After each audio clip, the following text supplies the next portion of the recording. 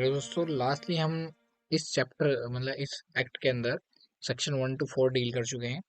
हमने उसमें एप्लीकेशन समझी, इंट्रोडक्शन भी समझा और उसके पहले चैप्टर्स में, और डेफिनेशंस भी डील करी, ओवरराइडिंग इफेक्ट पड़ा।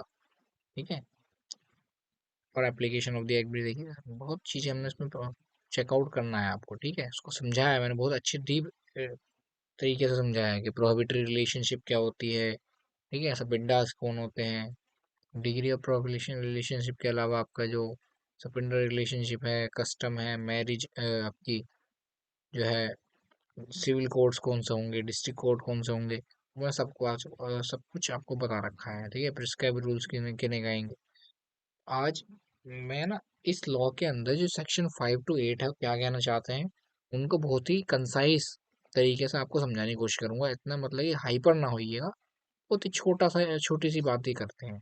चलो मैं शुरू करता हूँ, ज़्यादा वक्त नहीं बर्बाद करता, शुरू करता हूँ।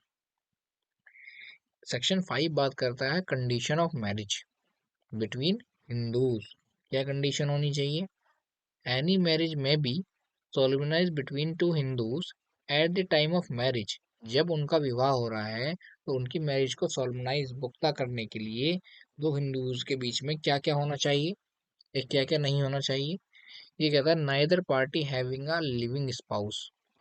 जिस समय उनकी शादी हो रही है तो उनका कोई भी अन्य जोड़ा जीवित ना हो। दूसरी चीज ये कहता है इनकैपेबल अगर है to giving a valid consent due to unsoundness of mind के चलते। अगर कोई भी व्यक्ति अपनी कंसेंट देना, विवाह के संबंध में जो कंसेंट होती है, यानी उसका मेंटल स्टेटस इस काबिल नहीं है कि वो अपनी कंसेंट भी दे सके, जैसे कि वो पागल है या फिर किसी भी तरीके से ग्रस्त है, किसी भी तरीके से बीमारी से ग्रस्त है, मेंटली अनसाउंड है, तो उनकी शादी नहीं हो सकती हिंदू लॉ के हिसाब से। अगर कोई सफरिंग करता है, यहाँ पे अनसाउंडनेस ऑफ माइंड लिख लेना। अगर कोई सफरिंग करता है फ्रॉम अ मेंटल डिसऑर्डर, ठीक है, उसको बीच बीच में दौरे पड़ते हैं, या फिर वो अपनी याददाश्त भूल जाता है, या फिर ये भी भूल जाता है वो कौन है, कहाँ से आया है, क्या काम करता है, इस तरह के व्यक्ति के साथ कोई शादी करेगा नहीं। और वो शादी तो उसमें कंडीशन रखेगी, ऐसे व्यक्ति की शादी नहीं होगी। अनफिट फॉर मैरिज, अगर कोई व्यक्ति डिक्लेयर कर दिया गया अनफिट फॉर मैरिज, समझ लो कोई व्यक्ति मान लो गे है, कहना नहीं चाहिए, गे कम्युनिटी को बुरा बुरा लग जाएगा। मान लो गे है, क्या लड़की उससे शादी करेगी? कतई नहीं करेगी, क्योंकि हिंदू मैरिज जो है मेनली बेसिस है on the procreation of child पे। उसमें मेन जो चीज है वो बच्चे को जन्म देना है, और बच्चे को मुक्ति का साधक माना गया है। ठीक है, कि अगर वो चिता को आग देगा तो माँ बाप पेरेंट्स को मुक्ति मिलेगी, ऐसा कॉन्सेप्चुअल बिलीफ है हिंदूज के अंदर। तो बेसिस क्या है? फॉर प्रोक्रिएशन ऑफ चाइल्ड, और वो अनेबल है, अनफिट है फॉर मैरिज किसी भी तरीके से। और अटैक ऑफ इंसैनिटी, यानी इसको पागलपन के दौरे पड़ते हैं। ठीक है, बीच बीच में इंटरवल्स में, या फिर साइकोफ्रेजिया कोई एक बीमारी है, मानसिक बीमारी होती है, वो है। और गर्ल और बॉयज का, दो हिंदू का, मर्द और औरत के बीच का संबंध है। Two Hindus means boy and girl. तो जो ब्राइड है और जो ब्राइड ग्रूम है, यानी जो ब्राइड ग्रूम है यानी बॉय है, और उसकी एज 21 ईयर्स में डिक्लेयर की है, और जो गर्ल है उसकी एज 18 ईयर्स बताई गई है। अगर वो इस उम्र को पाल लेते हैं तो वो शादी कर सकते हैं। कंडीशन ऑफ मैरिज में लिखा है। वैसे तो उसके जो लीगल लैंग्वेज है वो थोड़ी कॉम्प्लिकेटेड है, लेकिन मैं आपको बिल्कुल ही सिंपल करके बता रहा हूँ कि उसमें क्या कहा गया है। सीक्वेंस में ही है सारी चीजें, ठीक है, बस आपको समझनी है। अगर कोई Hindus degree of prohibition relation में आते हैं, या फिर सपिंडास हैं टू ईच अदर, तो उनकी शादी नहीं हो सकती। तो आप किनसे शादी हो सकती है उनको ऐसा भी जान सकते हैं कि किनसे शादी नहीं हो सकती। अब जिनसे शादी नहीं हो सकती इनको छोड़कर बाकी सबसे शादी हो सकती है। ठीक है, ये कहता है कि any marriage may be solemnized between two Hindu at any time unless, इसको यहाँ से पढ़ेंगे, अनलेस द कस्टम और usages governing each of them permits of the marriage between the two. लेकिन अगर कोई कम्युनिटी है, जैसे डिग्री और प्रोहिबिटेड रिलेशन में शादी नहीं हो सकती, लेकिन अगर किसी कस्टम में, किसी यूजेस में ये बताया गया है कि हाँ भाई इसमें सारा इस तरह की शादी परमिट की गई है, जैसे केरला में आप जाओगे तो वहाँ मामा भांजी से शादी कर लेता है, और भांजी भी जो है इस ओर देखती है कि हाँ जी मेरा जो मामा है हम उम्र ही होता है, ऐसा नहीं मामा की काफी एज हो, अब हम उम्र ही होते हैं जिनकी शादी की जाती है मामा भांजी की, ठीक है। तो वो अपने मामा से शादी कर लेती है। और जाटों में ऐसा होता है, अगर बड़े भाई की मृत्यु हो जाए तो उसको एक अवसर ये दिया जाता है कि वो अपने देवर से शादी कर ले। ऐसे कुछ मुस्लिम भी कम्युनिटी है पहाड़ों पे, जो पहाड़ी इलाकों पे रहती है, जो कि इस तरह की जो इंटरलिंक्ड मैरिज है, इंटर रिलेशन मैरिज है, उसको जोड़ देती है, ठीक है। और सपिंडर रिलेशनशिप, वो एक दूसरे के सपिंड हो गए ना, सह परिवार के हो गए।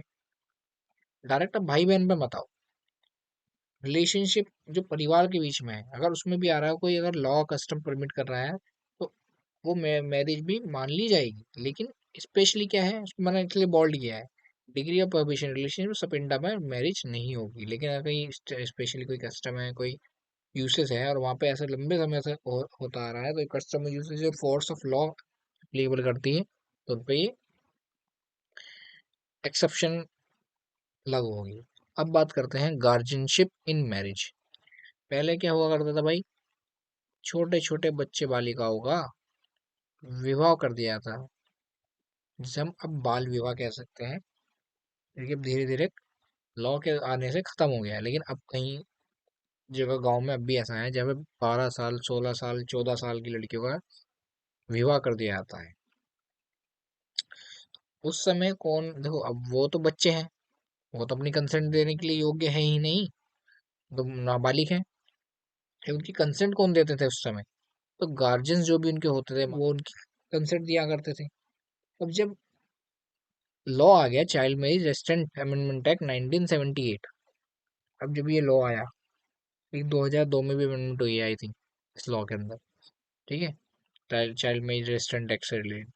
तो जब ये अमेंडमेंट एक्ट आया, तो सेक्शन 6 के तहत, उस एक्ट अमेंडमेंट एक्ट के सेक्शन 6 के तहत 1 अक्टूबर 1978 को ये जो गार्जियनशिप इन मैरिज है ना, इसके लॉ, इसका जो सेक्शन 6 है उसको खत्म कर दिया गया। सेक्शनशिप की मान्यता खत्म हो गई, निरस्त हो गई इस एक्ट के आने से, इस अमेंडमेंट एक्ट के आने से।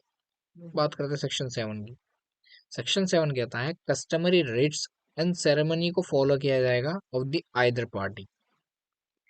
मान लो एक जैन कम्युनिटी की है, और एक, मान लो लड़का जो है आपका सिख कम्युनिटी का है, चाहे तो वो सिख कम्युनिटी में दोनों शादी कर लें, चाहे वो जैन कम्युनिटी के अंदर जो रीति रिवाज है उनसे शादी कर लें। शादी तो हिंदू लॉ के अंदर ही हुई, तो उन पर ये एप्लीकेबल करेगा। तो सेरेमनीज क्या होंगी of the marriage of Hindu, is customary rites and ceremonies of either parties. तो उनको अगर फुलफिल कर लेते हैं तो शादी मान्यता प्राप्त कर लेगी। दूसरा ये कहता है कि हिंदू मैरिज को, आपने देखो, कहीं फॉलो करते हैं, कहीं फॉलो नहीं करते, लेकिन अगर फॉलो की जाती है इनमें दोनों में से कोई भी, जो ceremony rites of either party, और दूसरी है अगर मेन क्या चीज है, सप्तपदी, सप्तपदी, इसको ऐसा पढ़ो, सप्त पद लिए जाते हैं, सप्तपदी, ठीक है, इसको सप्तपदी लिख दिया। सप्तपदी यानी पद, पद यानी कदम लेना। अब कदम को हम फेरों से हम देख सकते हैं, साथ साथ 7 फेरे लेना। तो 7 step taking and jointly before the sacred fire, जो पवित्र आग जलाई जाती है ना बीच में कुंड बना के, हवन बनाकर, उसके चारों तरफ 4 7 चक्कर लेते हैं, उस प्रक्रिया को कहते हैं सप्तपदी, इंग्लिश में लिखा है सप्तपदी, ठीक है। तो जब ये हो जाएंगे दोनों जो रिक्वायरमेंट है, सेरेमनीज हो जाएंगी, तो मानेंगे एक शादी मुकम्मल हो गई हिंदूज के अंदर। The marriage becomes complete and binding when the 7 steps are taken. Section 7 इतनी सी बात करता है, सेक्शन 6 हटाई दे, सेक्शन 5 में पढ़ना है। सेक्शन 5 कहीं ऐसा मुश्किल लगा? बहुत आसान है, बस आप उसकी लीगल लैंग्वेज जब पढ़ोगे तो थोड़ा आपको और आसानी मिल जाएगी। एक बार आप इसको कंडीशन ऑफ मैरिज को डील कर चुके हो, गार्जियनशिप को हटा दिया गया है, सेरेमनीज मैंने आपको बताई दी, दो ही सेरेमनीज है as per the rites and customary ceremonies of the either party, या फिर सप्तपदी वो ले लेते हैं। अब बात करते हैं हम रजिस्ट्रेशन ऑफ हिंदू मैरिज। जो जो मेरा भाई मैरिज करवाते हैं तो उनको पता होगा रजिस्ट्रेशन कहाँ होता है। अब तो वैसे ऑनलाइन भी होने लगे हैं रजिस्ट्रेशन, लेकिन उसमें एक बार एसडीएम कोर्ट जाना पड़ता है। ठीक है, तो मैं उस प्रोसेस पे नहीं जाऊंगा कि किस तरह से होता है, लेकिन मैं इसमें बात करना चाहूंगा कि क्या फैसिलिटी इस रजिस्ट्रेशन सेक्शन में दी गई है। Registration of Hindu marriage section 8 बात करता है। ये सीधे सीधे सिंपली कहता है for the purpose of facilitating the proof of Hindu marriage, कि हिंदू मैरिज हुई है उसको एक वैलिड लीगल प्रूफ देने के लिए।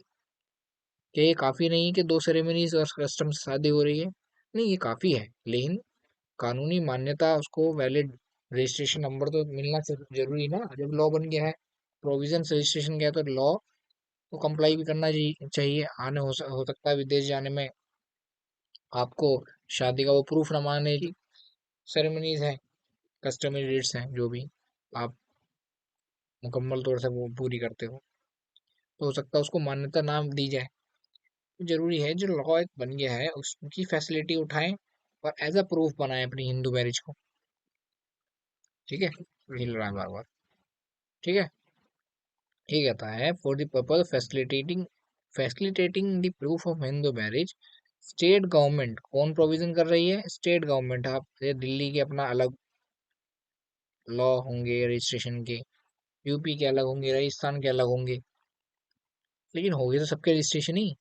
स्टेट गवर्नमेंट में make rules for enter a particular of marriage register cap, यानी कि ऐसा रजिस्टर बनाया जाएगा, उसमें एक रजिस्टर में तारीख होगी, उसका एक नंबर होगा, रेफरेंस नंबर होगा, उसमें एक डिटेल होगी पार्टीज की, तो एक ऐसा रजिस्टर मेंटेन किया जाएगा। ठीक है, make rules for enter particulars of marriage, जो भी पर्टिकुलर्स ऑफ मैरिज होती हैं कि किन के बीच में विवाह हुआ, कौन कौन पक्षकार थे, माँ बाप का नाम, कहाँ विवाह हुआ, किन के बीच हुआ, किस रिवाज से हुआ, सब उसमें पर्टिकुलर्स ऑफ मैरिज आ जाते हैं। ठीक है, सब चीज उसमें लिखी होती है। पर्टिकुलर्स ऑफ मैरिज में समझो ना, किसके बीच में शादी हुई है, इतना समझो, ज्यादा डीपली मत जाओ। स्टेट गवर्नमेंट में make rules for enter the particulars of marriage register cap, कौन ये रखता है? Registrar.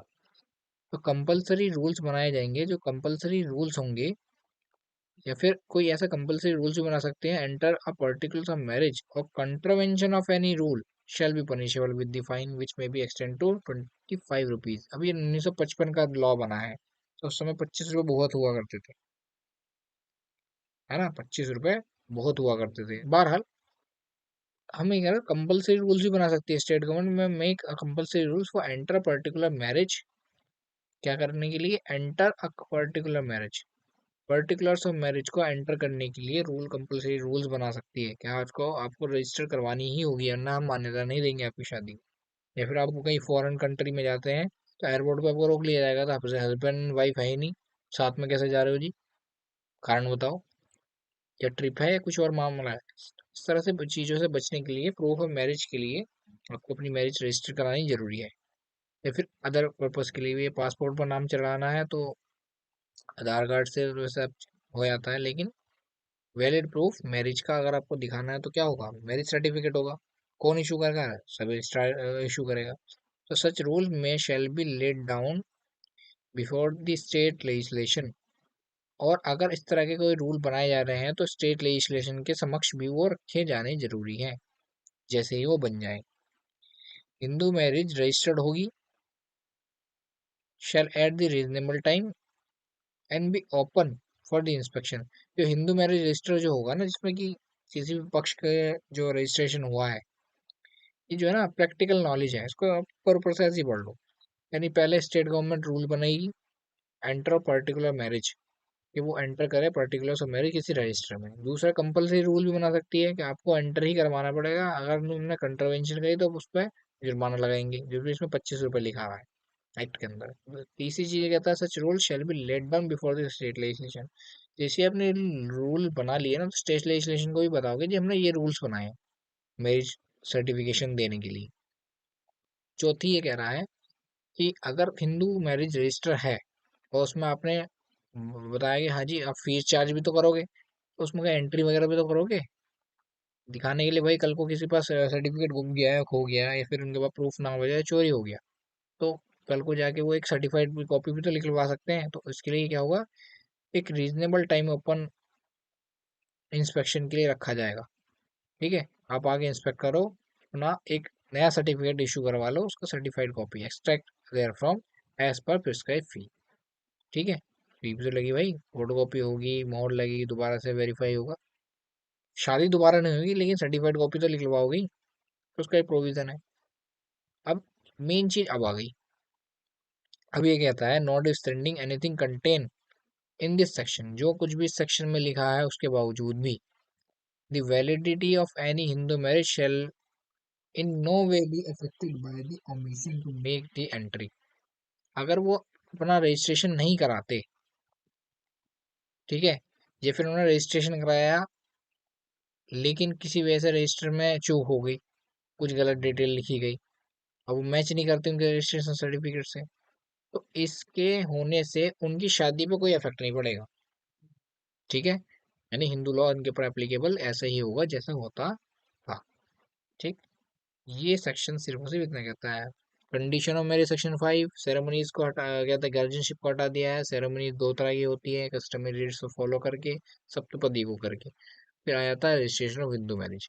State law, state government law बनाएगी, अगर उसने बना दी है तो स्टेट लेजिस्लेशन के सामने रखेगी, उनका कंट्रावेंशन होता है तो पनिशमेंट का भी प्रावधान किया है, फाइन लगाया इसमें 25 रुपए, लेकिन अब हो सकता है बढ़ा दिया हो किसी सब रूल में लाके।